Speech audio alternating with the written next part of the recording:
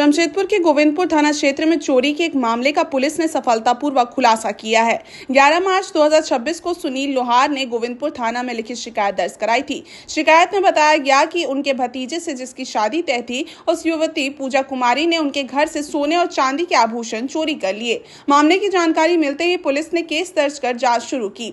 जाँच के दौरान वरीय पुलिस अधीक्षक के निर्देश पर पुलिस अधीक्षक नगर के मार्गदर्शन में छापेमारी की गई। इस कार्रवाई में आरोपी पूजा कुमारी को गिरफ्तार कर लिया गया। पूछताछ के दौरान उसकी निशानदेही पर साक्षी के एक आभूषण कारोबारी अजय कुमार के पास से चोरी किए गए गहने बरामद किए गए। बरामद आभूषणों की कुल कीमत करीब 2,60,000 रुपए बताई जा रही है। बरामद सामान में करीब 12.5 ग्राम सोने का टुकड़ा, सोने का नाक का बेसर, चांदी की 2 पायल और एक चांदी की चेन शामिल है। पुलिस के अनुसार पूछताछ में ये भी सामने आया है कि आरोपी महिला का पूर्व में भी आपराधिक इतिहास रहा है। फिलहाल पुलिस दोनों आरोपियों को गिरफ्तार कर आगे की कानूनी कार्रवाई में जुटी हुई है। नाक का बेसर जिसका वजन 0.15 ग्राम है, कीमत करीब 10,000 रुपए, चांदी के 2 पायल 25,000 रुपए का और चांदी का एक चेन जिसका दाम करीब 25,000 रुपए। तो टोटल हमने 2,60,000 रुपए की रिकवरी इसमें की है।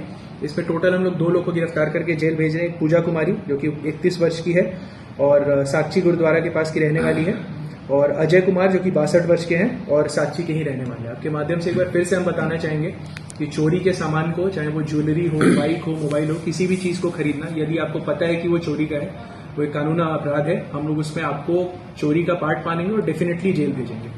तो आपके माध्यम से फिर से सभी जितने ज्वेलर्स हैं उनको ये अपील रहेगी कि ऐसे सामानों को खरीदे नहीं।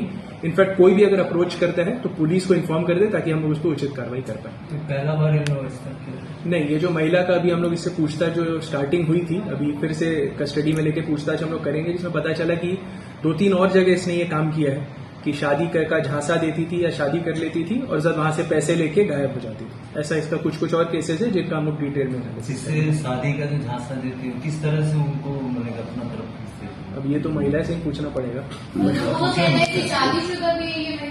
जो पहले पता चल रहा है इसका एक और शादी हो चुका था जिसमें जो हस्बैंड है उसने सुसाइड कर लिया था, उसमें भी एक FIR हुआ है। वो सभी चीज का एक बार हम लोग अच्छे से सत्यापन कर रहे हैं क्या मामला है, और हम लोग कस्टडी में लेके देखेंगे, और अगर और कहीं भी कुछ मामला होगा तो उसका भी हम लोग डेफिनेटली FIR कराएंगे and will ensure total justice. सोनार के ऊपर भी कुछ केस हुआ? हाँ, सोनार के ऊपर कोई नहीं, उसका आपराधिक इतिहास नहीं है, बट द फैक्ट कि जब हमने उनसे मांगा कि कोई रसीद आपके पास है क्या लिखित में, तो कुछ भी उनके पास नहीं था।